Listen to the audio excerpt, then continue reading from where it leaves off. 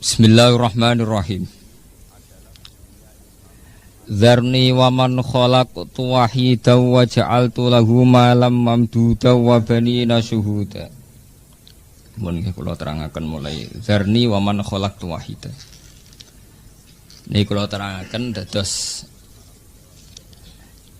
nggih cara ilmu tafsir nggih.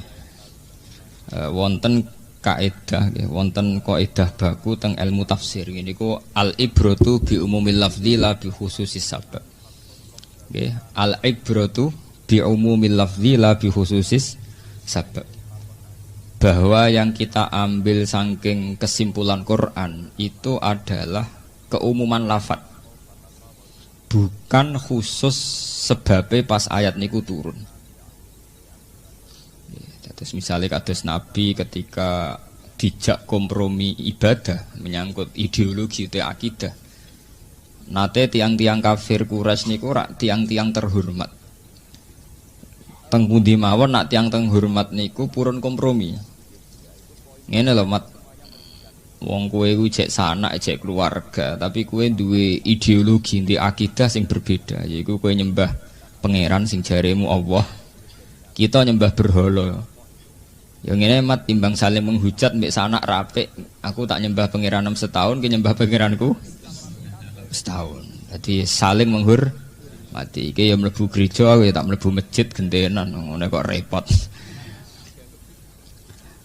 Asbabun nuzul ayat itu semua ulama sepakat, asal usulnya kayak itu. Kemudian turun qul ya ayyuhal kafirun la a'budu mata budun.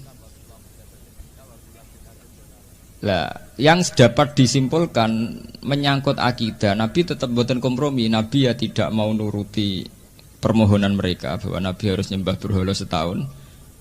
Meskipun konsekuensinya Nabi juga siap, mereka juga gak gelem nyembah Allah. Lalu terus turun qul ya ayyuhal kafirun la a'budu mata budun. Nah, balik tenggene al-ibratu bi umumil lafzi, bahwa kita ngambil kesimpulan Quran adalah sesuai nas umum nggih, atau dawuh umum teng Quran, ya kita akan begitu. Kita secara akidah ndak akan kompromi. Kita ndak akan mau beribadah model Kristen atau model Yahudi, meskipun konsekuensinya mereka ndak perlu ibadah seperti kita. Meskipun asbabun nuzule utawi asbabul wurud ayat niku nggih tentang napa? Tentang wau peristiwa wau. Nggih sami begitu. Niku mun kaidah dasar nggih. Misalnya sing dikhitobi tahajud ke Kanjeng Nabi. Nggih wa minal laili fatahajjat bihi nafilatal lak. Fatahajjat itu khitobe mufrad. Mufrad kangge Kanjeng Nabi, mat kowe nak bengi tahajud. Ya, tapi karena sampai ada kaidah tadi sampai sekarang umat Islam kesunatan apa? Tahajud. Ya begitu terus ya. Jadi secara umum kaidah ilmu tafsir itu al-ibratu bi umumil lafzi la bi khususis sabab. Nah saat ini Allah cerita tenggene surat Muddatsir, Muhammad niku gadah musuh. Ya. Nah ini kan surat Makkiyah, ngeleng-ngeleng surat niki termasuk Makkiyah. Dalam periode Mekah Nabi itu gadah musuh.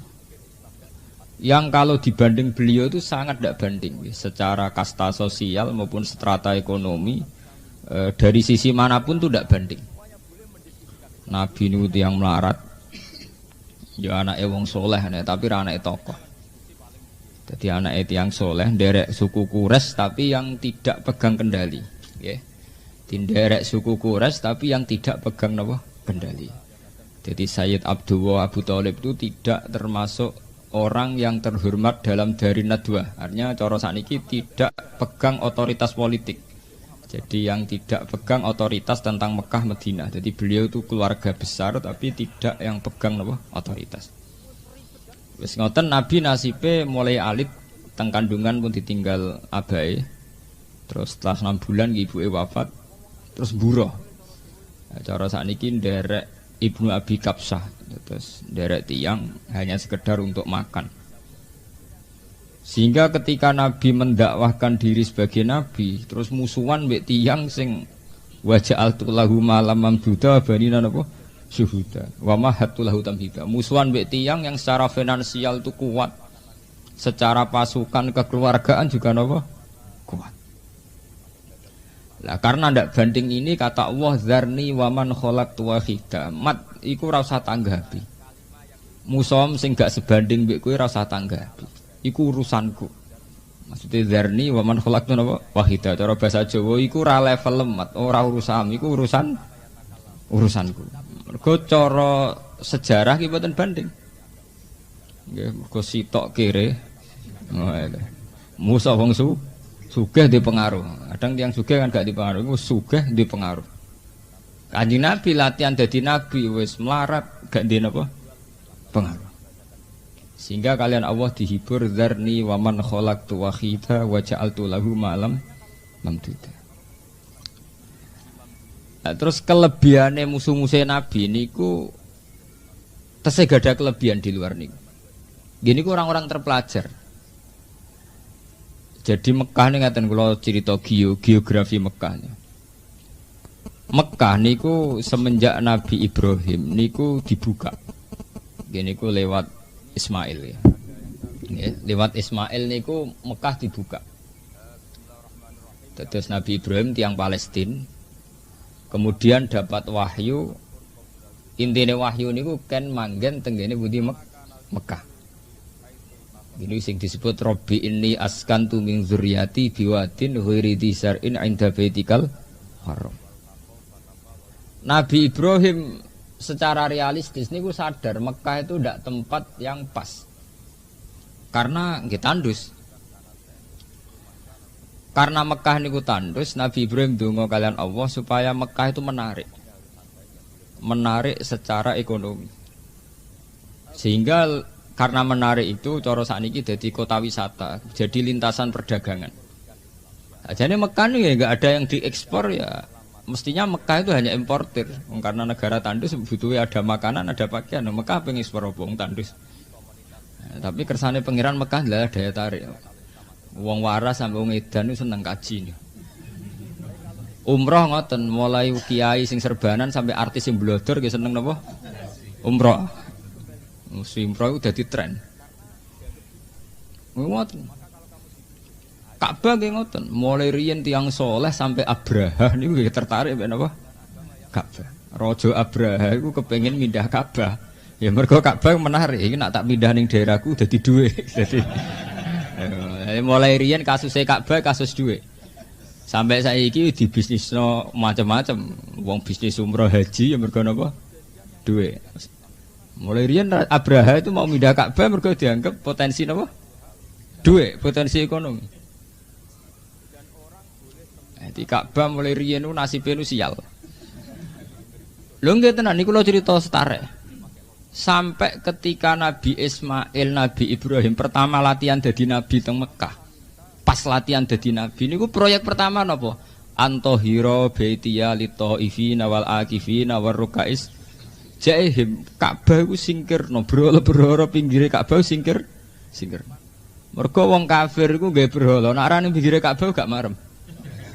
Dadi gawe sesajen, gawe lata, gawe hubal iku nek arane pinggire Ka'bah gak marem. Mulane pas Nabi Ibrahim dadi nabi ning Mekah, periode dakwah teng Mekah maksud kula.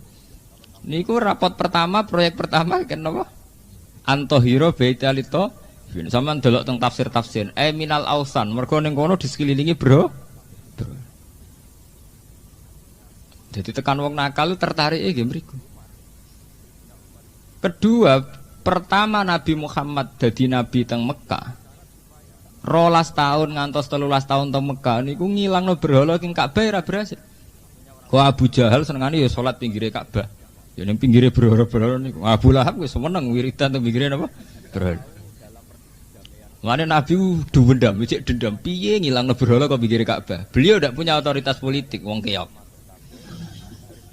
Mulane kabeh tarikh ijma ketika Rasulullah pertama Fathu Mekah, niku rak beliau nggawa tongkat pertama Fathu Mekah napa?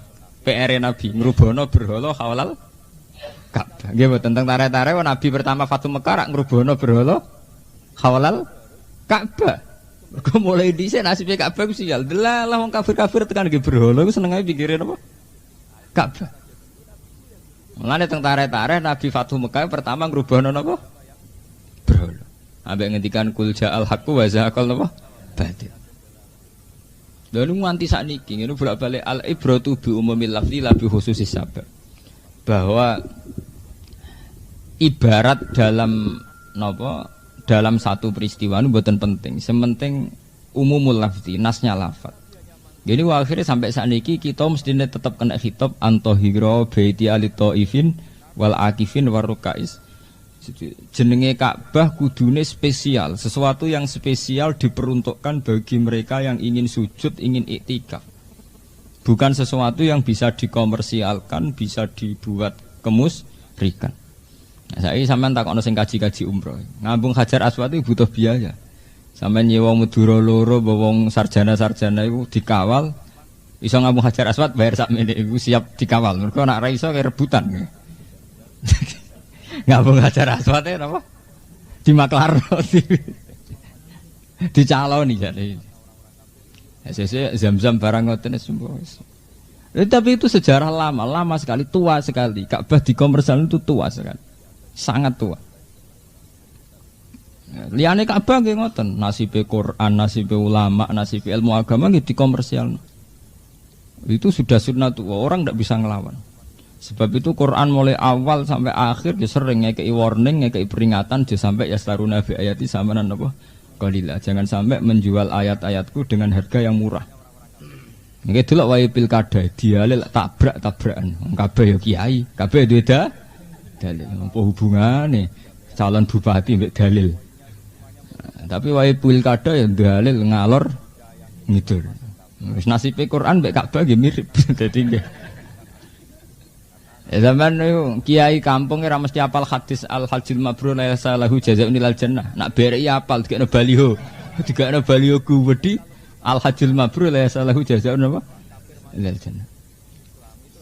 Ya karena itu sejarah Ka'bah Quran itu sesuatu yang selalu dipandang oleh mereka sing fi qulubi maradun yang hatinya sudah sakit sebagai barang komersial. Ya, barang apa? Komersial. Lane zaman panjenengan iki Arwani fatwa santriku haram melok musabaqah Quran itu bukan nilai musabaqahnya karena ya setiap kali barang sakral itu bisa dikomersialkan. Ini wow, jimat paling mandi di sini Istanbul. Istanbul jari Quran cilik. Yo didol. Tambah dimitosno asli, tambah sawangane bludhu, tambah larang. Tambah sawangane bludhu asli, tambah napa? Larang. Apa padha lha mboten bisa disebuti. Petilasane Sunan Bonang itu oleh negara dianggap cagar budaya. Aset budaya, bukan aset ritual, aset budaya. Kemudian yang dikomersialkan, petilasane Sunan Bonang Pasujudan itu nanti yang kelola itu wisata. Artinya karena yang kelola negara itu dipandang secara sekuler, ini aset wisata. Bali ya punya gereja, nanti Magelang yang punya Borobudur, Tuban di peninggalan Sunan. Tapi dipandang secara setara, ini sama-sama aset apa? Wisata. Ya, terus pikirannya perdane, pikirannya ini nak karcise sakmene, income sakmene. Ya soal-soal sampean nangis santri ora Gus nak kula mriko ibadah ku urusanmu mbek pangeran. Nek nak negara memandang iki karcis kudu rego sakmene. Engko pemasukan sakmene. Titik. Ya haji ya sama. Arab Saudi itu ketika disuruh menurunkan kuota itu abote ra karuan. Padahal secara teori rasional jelas terjadi kegaduhan dalam balang jamroh, balang macam-macam. Iku ya mergo kuotane kakean. Ya, tapi nak kuota sithik kan diakibat iso mbok hitung dhewe. Nak kuotane disidhekno iso mbok hitung. Ya to nak 2 juta sak mirip pemasukane nak 1 juta. Itu masalah-masalah yang sudah klasik.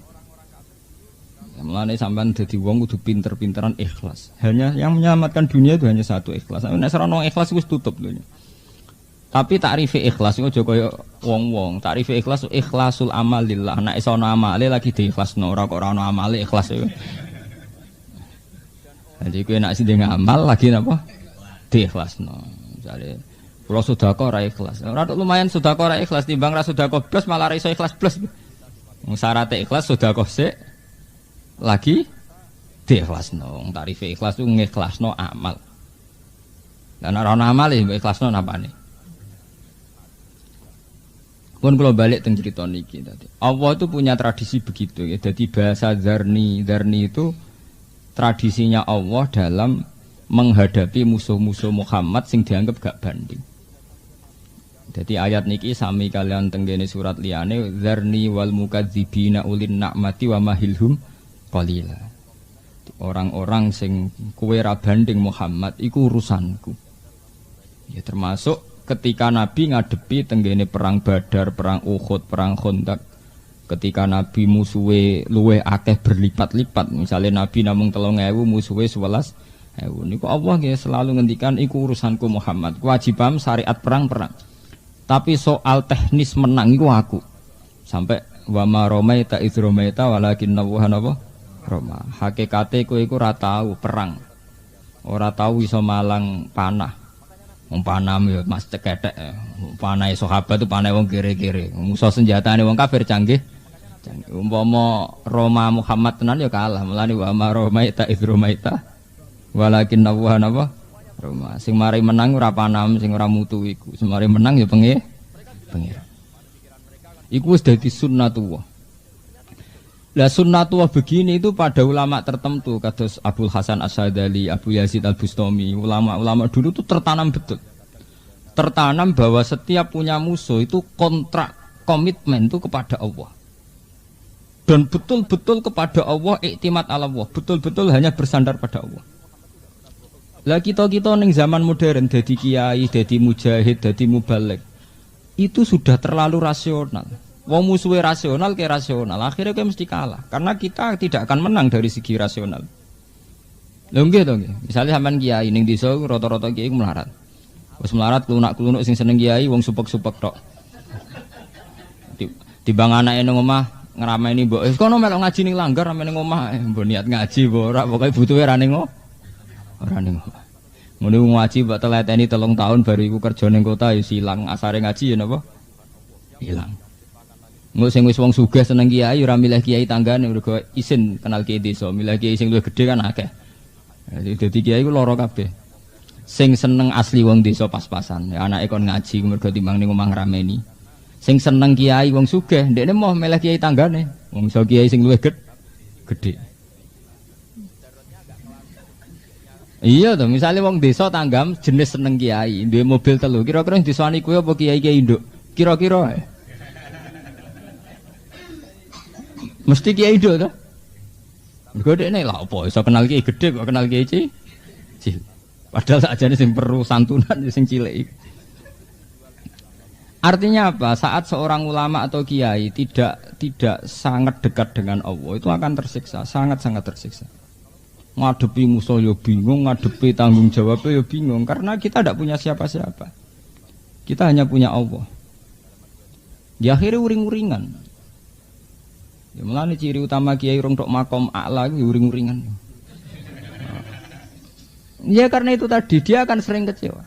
Wong dikandani ra nurut. Padahal aku berjuang ikhlas tak omongi ra nurut. Akhirnya uring-uringan. Itu nggih keliru, uring-uringan gitu. Kita ini jadi kiai itu plus akidah. Cara akidah pangeran kan inna huda Allah. Ya dimaya sa dilumai. Kita harus iman betul bahwa hidayat di tangan Allah. Bahwa anak tanggaku wong sing tak kandhani ora ngandel ya wis innal huda Allah. Sehingga kita ikatan kita dakwah ya karena Allah menyuruh kita napa? Dakwah. Tidak ada transaksional. Kita tidak berharap mereka iman sama Allah, iman sama Nabi itu enggak. Kalau itu yang kamu inginkan, kamu mudah kecewa. Karena mereka tentu tetap dalam kendali Allah, bukan kendali kita. Innal huda napa? Huda Allah. Nah, ketika demikian ya, dulu zaman Abdul Hasan As-Sadali itu sampai wonten Hizib Nasor, zaman Imam Ghazali ada Hizbul Ghazali, zaman Imam Nawawi juga ada Hizbun Nawawi, itu pernah mengalami tragedi-tragedi berhadapan-hadapan sama penguasa. Dulu Imam Nawawi itu pernah mau dipenjara sama penguasa saat itu. Imam Ghazali juga pernah, Ihya itu berkali-kali dibakar. Hasan As-Sadali juga sama. Tapi mereka orang-orang yang benar-benar iktibar sama zaman Rasulullah ngadepi tokoh-tokoh Quraisy. Gini ketika ada banding, nggih zarni wa man khalaqtu napa? Mereka bisa sendiri dengan Allah. Bisa nyaman iktimat Allah. Sehingga ya kayak itu tadi, kayak lafaz-lafaz di Hizib Nasr itu. Dengan segala keperkasaan musuh, beliau hanya nikmati maca wiridan Hizib Nasr. Zaman Imam Ghazali ya Hizbul Ghazali. Imam Nawawi juga punya Hizbun Nawawi. Itu bukan nilai hizibnya, nilai iktimat ala Allah, tawakal ala Allah. Lah kalau sekarang kan enggak.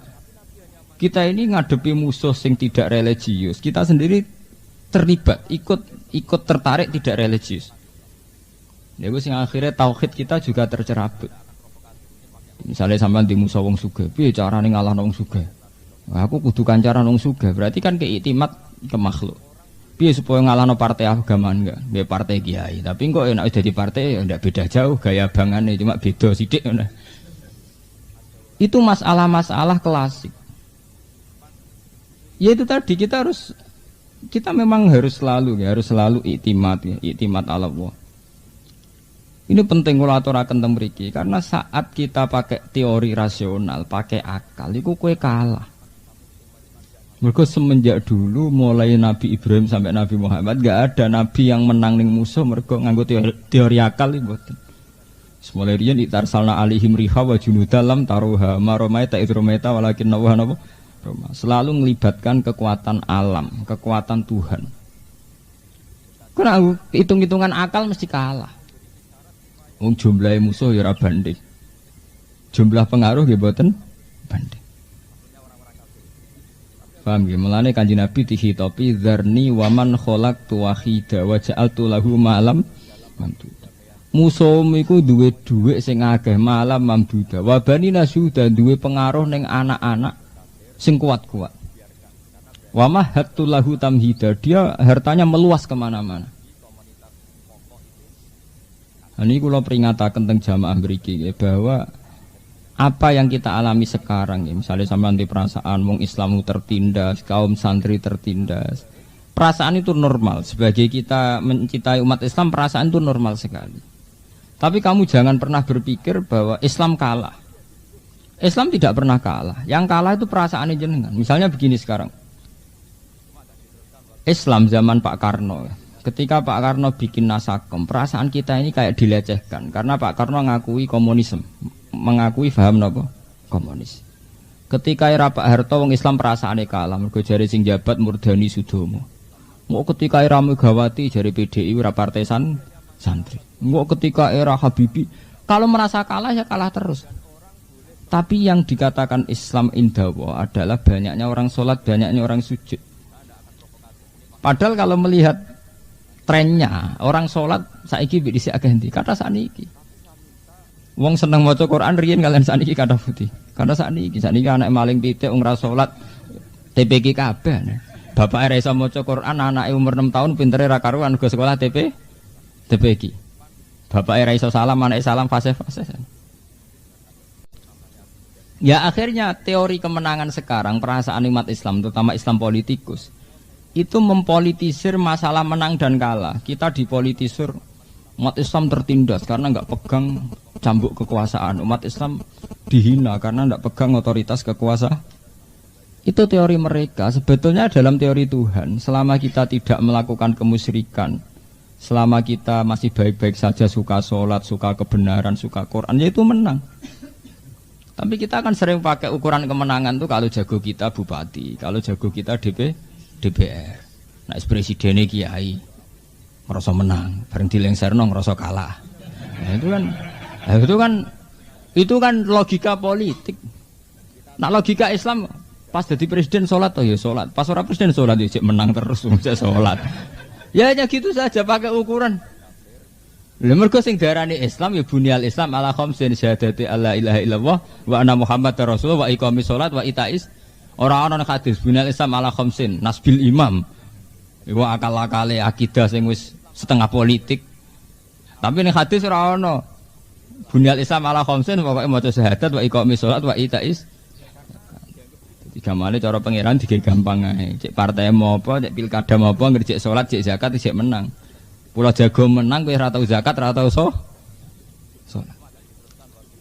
Ini perlu aturaken mriki karena ukuran-ukuran menang kalah itu telah menjelma sebagai ukuran yang diciptakan politikus sehingga kita merasa menang kalau jago kita bupati, gubernur, merasa kalah kalau enggak.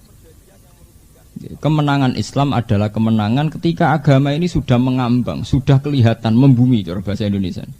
Ini ku huwallazi arsala rasulahu bil huda wa dinil haqqi liyudhhirahu 'ala dini napa kulli, bahwa sepenting risalah Muhammad ini kelihatan muncul. Izhar itu sangka kata adhara yudhiru izharon, artinya muncul. Sepenting syariat Islam kelihatan muncul.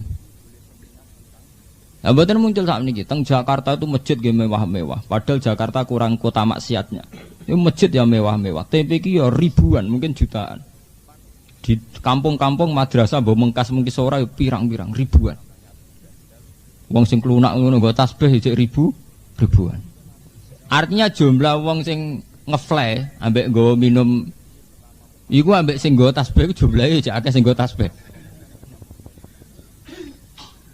Makanya ukurannya menang cara pengira sederhana, yaitu tadi sementing liyuzhirahu 'ala dini kulli. Agama sudah izhar, sudah kelihatan. Ya, tapi itu tadi kita merasa kecewa karena pakai ukuran sendiri. Ya, nah ini mulane perlu diwaca dzarni wa man khalaqtu wahida. Mat wong-wong sing musuhe kowe iku urusanku. Sementing urusan adalah tabligh. Akhirnya tenan. Nabi tidak pernah secara politik benar-benar menguasai Mekah. Tapi Nabi saged menguasai qulubud du'afa. Mendapat simpati dari khalayak ramai. Orang-orang yang merasa tertindas, tersingkirkan itu simpati semua sama Rasulullah. Sehingga Nabi saat itu sudah merasa menang. Nabi saat itu sudah merasa menang karena para tokoh-tokoh, para du'afa, para mustadafin sudah simpati sama beliau. Nah, ketika mereka simpati mbek Nabi ora dijak liya nggih kecuali disak sujud ning gone Allah. Gini ku sing disebut ning gone Quran di bulan Bali ini fafirru ilallah wa man ahsanu qalam mimman da'a ilallah. Ketika mereka sudah loyal sama Nabi, Nabi sebagai Nabi ngetokno Nabi ini. Gini ku wa man ahsanu qalam mimman da'a ilallah. Terus diajak ilallah, diajak menuju Tuhan. Lho niki perlu kula terangaken teng mriki. Ya sudah diajak ke Allah saja, itu saja titik. Nah, tapi kemudian ada ilmu yang saya tidak sependapat. Kemudian kemenangan orang Islam ditanggali setelah Nabi Fathu Mekah. Ini kula mboten sependapat. Akhirnya wong Islam saiki itu, terutama banyak tokoh-tokoh politik yang membuat sistem kemenangan adalah sausé nalokno lawan. Iku tanggal kemenangan wong Islam dihitung ba'da fathi Mekah. Di mana digambarkan Nabi secara de facto itu presiden Medina, presiden Mekah. Dan digambarkan orang kafir azillah sudah hina semua. Ya akhirnya itu tadi cara kula itu salah. Kemenangan seorang nabi adalah keberhasilan menciptakan Islam atau membumikan Islam di bumi. Cara bahasa saya ini mempopulerkan Islam, bukan diukur zaman Nabi Fathu Mekah. Cara kula Nabi Fathu Mekah ora Fathu Mekah wis menang ketika Nabi berhasil nyolatno wong, Nabi berhasil mentauhidno wong wis menang. Cek secara politik menang cek kalah. Lah nek kowe ngitung menangi Nabi ba'da Fathu Mekah berarti Nabi zaman ning gone Mekah ora sukses ya. Padahal dasar-dasar agama diciptakan beliau zaman teng Mekah. Berarti kedaran Nabi-Nabi Yahya Nabi gak sukses, mergo matine terbunuh. Lah nek kowe nganggo kriteria iku banyak Nabi yang gagal. Nggih to, rata-rata Nabi ku gak happy ending, rata-rata kalah mereka. Nganti kabudut itu ya ora dipengaruh. Rata-rata Nabi nganti kabundut itu sukses ta ora? Ora sukses. Kalau kamu ukur pakai sampai menjelma jadi presiden atau sampai jadi penguasa. Jadi cara kula Fathu Mekah itu diantara peristiwa penting yang dialami Rasulullah titik. Tapi jangan pernah itu kamu anggap ukuran bahwa Nabi sukses setelah menguasai apa? Mekah. Mergo nak ukuran ini kamu ciptakan, nanti kowe ngukur kiai sukses nek dadi DPR atau dadi bupati, mergo dianggap diotori. Kiai sukses adalah kiai yang hidupnya itu da'a ilallah, dia sendiri amila sholihah wa qala innani minal mus. Sudah, cara Quran orang sukses adalah orang terbaik, wa man ahsanu qolan, orang terbaik adalah da'a ilallah, sing di mental tabligh da'a ilallah. Selain da'a ilallah ngajak-ngajak ning Allah, dia sendiri berperilaku baik wa amilan apa? Sholihah. Wa qala innani minal muslimin, dan dia orang yang Islamnya baik, berserah diri. Titik. Nah, ini kalau aturakan, mereka saat ini Islam Indonesia, Islam politik kabeh. Kuyai melok pilkada kabeh, melok partai kabeh. Ukuran menang kalah, jagone menang atau kalah. Itu ukuran yang diciptakan dunia politik. Dunia politik tentu membuat ukuran menang kalah itu karek dadi ta ora. Tapi mosok Islam kon nganggo takrif menang kalah nganggo dunia politik. Nah cara Islam ke mati syahid, ke perang mati syahid. Cara Islam ya menang. Iskariman umut napa syahidah. Sing darani kalah nek kowe dadi munafik utawa dadi lari saka musuh iku sing darani kalah. Lha nggih to, sampean perang mbek Abu Jahal to mbek wong kafir. Kowe mati iku cara Islam ra kalah. Sing darani kalah nek kowe pengecut utawa dadi munafik to malah. Nah. Lah nek cara ukuran politik tentu perang tanding kalah mati darani kalah. Kowe wani darani sahabat berarti sing mati-mati ku sahabat kalah kabeh. Ngono jogeman to melok bento-bento jogeman. Sing bento ben bento, sing ora usah bento aja melok-melok napa? Bento. Lan bener nasihate Quran wala takunanna minal jahilin, aja melok-melok bento. Engko iku bento, nggih ukuran menang kalah kok nganggo ngono. Iku kan kedhikte mbek ukuran politik. Ukuran politik menang kalah tentu diukur jadi bupati atau presiden atau gubernur. Nah, sama ukuran ekonomi ya gitu. Menang kalah diukur di bis piro, duwe aset piro, duwe saham. Tapi masa Islam pakai ukuran itu? Ana wong dadi buruh, selawase buruh, tapi dia iman billah kayak Bilal. Ya cara Islam dianggap wong menang karena dia sukses mempertahankan iman. Bilal, Ammar, Suhaib. Dulu Rabi Adawiyah juga seorang amat, dianggap sukses, dia menang cara Islam karena dia berhasil mengendalikan nafsu, berhasil jadi orang soleh. Memang kaya enggak dilarang Islam itu enggak. Orang jabat juga enggak dilarang Islam enggak, tapi jangan pernah itu jadikan ukuran menang atau Nauzubillah min syarri dzalik. Kalau kita sudah pakai ukuran itu tuh kita kapitalis. Kita terjebak pikiran-pikiran modern yang menyesatkan. Jadi cara kowe kok kowe pacaran, mbok kasil rabi mbok ora gak nganti zina iku menang cara Islam. Nah, kalau kasil rabi tapi bar kecelakaan yo kalah jenenge. Lho Islam tetap pakai ukuran taat atau maksiat. Ini penting kalau aturaken teng mriki karena kita ini sudah terjebak ukuran-ukuran yang salah. Pakai mizan, tidak pakai mizan syar'i, tapi sudah pakai ukuran-ukuran yang diciptakan manusia. Ini misalnya Pulau Jeeling zaman Muhammad Pasuruan Sugeng. Ini kan secara finansial ya kaya, beliau punya Mercy diberi orang atau apalah, pokoknya banyak lah, secara finansial itu banyak. Itu di Jawa Timur itu sudah kayak jadi mitos, nak kiai keramat itu sing tamune akeh duwe akeh. Jare Mbah Mun guru kula. Nak wong Islam wis dadi ngene iki ku awal laknat. Mergo ngukur wali ku nak sugih ta ora sugih. Dadi ngukur wali tamune akeh mbek ra tamune akeh. Nah terus kapan wali sing wong sing takwa mbek Allah? Ya seperti itu. Itu kan ukuran kebodohan. Kita memang yakin kayak Kiai Hamid Pasuruan, Kiai Hamid Kajuran, Kiai wali-wali itu memang wali betul. Tapi selalu tahu-tahu kita terjebak ana setane liwat ngukur wali delok dhuwit teko dhewe. Delok le mobil teko. Sehingga lama-lama kita pakai ukuran itu, tidak pakai ukuran kesalian pribadi, misalnya istiqomahnya jamaah subuh utawa istiqomah wiridan hatta mletheke srengenge atau hatta surupe srengenge. Tahu-tahu kita terjebak pakai ukuran tamune teko dhewe dhuwit teko. Nah, lama-lama kita tidak pakai ukuran spiritual, misalnya itu tadi nak wiridan subuh nganti tulu samsi. Nak wiridan ngasar nganti tuluus huruf samsi sampai surupe napa srengenge. Niki penting kula aturaken ten mriki. Lama-lama kita akhirnya kapitalis. Mandang kiai sukses ya gitu. Beliau dekat dengan presiden, beliau penasihat bupati. Ya itu kan rahmat. Ya kita enggak mungkiri itu rahmat. Kita punya uang rahmat, kita penasihat bupati rahmat. Tapi kalau itu jadi ukuran kesalehan, itu kecelakaan. Ya. Mulane tenggene tradisi kita ini banyak yang jahiliyah itu tadi. Ngelem wali tapi ngeledak jebule ngelem donyane. Itu tadi kita sering pakai ukuran sing diciptakan orang awam.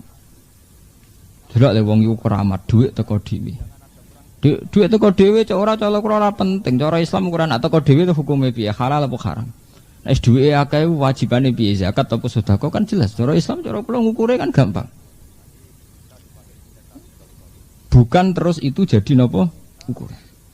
Tenan sejarah Islam terbukti ketika Rasulullah kapundhut.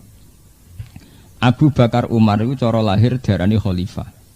Wong-wong ahli tarikh nyebut iku dipadakno mbek sistem modern jenenge presiden. Jadi Abu Bakar dianggap presiden, Umar dianggap nopo presiden. Sehingga yang penulis-penulis sejarah itu rata-rata orang sekuler, orang-orang yang cara berpikir sekuler. Sehingga ditulis Umar mengatur sistem pemerintahannya begini, Abu Bakar begini. Padahal sampai nak maca ning Bukhari ning Muslim niku Abu Bakar ya kok iki desa klunak-klunuk ngono ae. Wong dekne ku anggere subuh ngimami subuh, anggere ngasar ngimami ngasar. Umar nganti kapundhut ya dadi imam terus. Terus mbok pikir, mosok presiden yang ngimami salat teh. Ya karena bagi Umar, bagi Abu Bakar beliau bilang ini imamah fiddin. Bahwa kepemimpinan dalam Islam adalah imamah fiddin, kepemimpinan dalam agama. Sebab itu yang beliau giatkan ya salat. Sampai beliau ngimami salat masjid. Nah, mosok presiden kok penemu sholat tarawih, kayak Umar itu presiden penemu sholat tarawih. Ya, presiden tenan ya, nembokno sistem ekonomi, apa? Ya mereka presiden ya mau negara itu butuh aturan dan diantara sistem itu butuh presiden, butuh menteri itu saja. Tapi orang hati dijiwai terus kubak urusan dunia nih buat. Jadi beliau nak sholat gini imami. Ya begitu, ya tarawih, dia cerita tentang faraid. Sayyidina Ali selawase tiap pidato ya tanya jawab tentang hukum. Tapi karena penulis tarikh itu rata-rata orang sekuler, yang diceritakan itu bagaimana Umar membagi harta warisan, bagaimana Umar mengkapling-kapling tanah sawah di Irak. Ketika pasukan Umar memenangi Palestina, apa yang beliau lakukan? Termasuk ono versi Umar mlebu gereja ngresiki tletong, termasuk sini go kampanye tiang-tiang sekuler kan itu. Itu macam-macam. Karena mereka analis-analis dari orang barat dari itu enggak pernah menganalisa secara religius. Mereka menganalisa secara tipikal mereka. Negara mereka sekuler. Dingamati tokoh-tokoh Islam pun secara apa? Sekuler.